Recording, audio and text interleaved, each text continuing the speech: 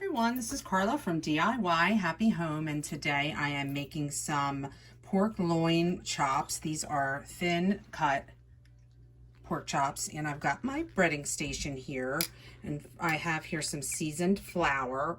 It's seasoned with salt, ground paprika, and garlic powder, and I did sprinkle some sea salt on my chops.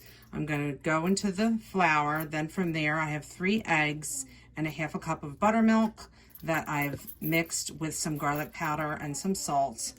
And then over here I have panko breadcrumbs with ground paprika, some garlic powder, and some Locatelli Romano cheese mixed in, and some salt. So I'm going to go bam, bam, bam. I season every one so that it tastes good.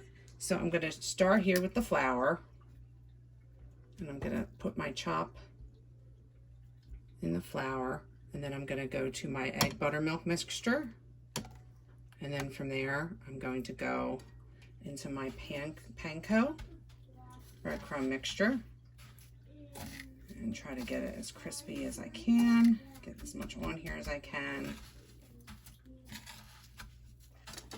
And then I've got a platter here lined up, and I'm going to go through and get each of these coated. Then I'm going to fry up these boneless pork chops, and they should end up nice and crispy. And while I'm at it, I'm going to make a mess in true me fashion. You got to make a mess in the kitchen, you know. There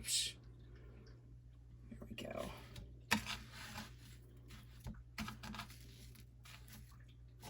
And I might need to make more of this mixture because it's hard to judge how much you're going to need for each one.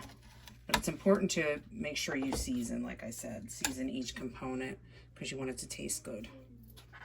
Okay, I'll be back when these are all coated. So I've got them all breaded here, and I have my oil ready to go, and I'm going to gently put this in away from me, and I'm going to let these fry up.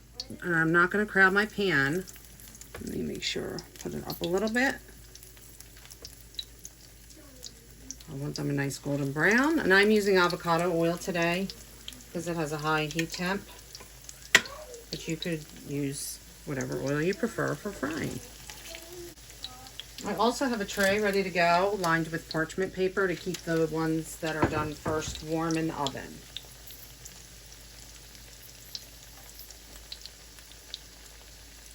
It smells good. Snap, crackle, pop. These are thin sliced, so I'm not too concerned about them not being cooked all the way through. I can already see they're basically like a pork cutlet. This one's going to be nice golden brown. I wish you were here to smell this. I swear, I think I can smell the cheese, the Locatelli cheese that is in the panko breadcrumbs. So basically, you just want to visually test until you get that brownness that you're looking for. Like that one looks, wow, that looks great. These would be great for a pork cutlet sandwich. Now these, when they come out, I'm going to sprinkle them with a little salt while they're warm. They look great. I'm going to put them in the oven. Let them stay warm. You could do a pork parmesan with this as well. A little bit of sauce on top and some mozzarella cheese, and you are good to go. That would be delicious.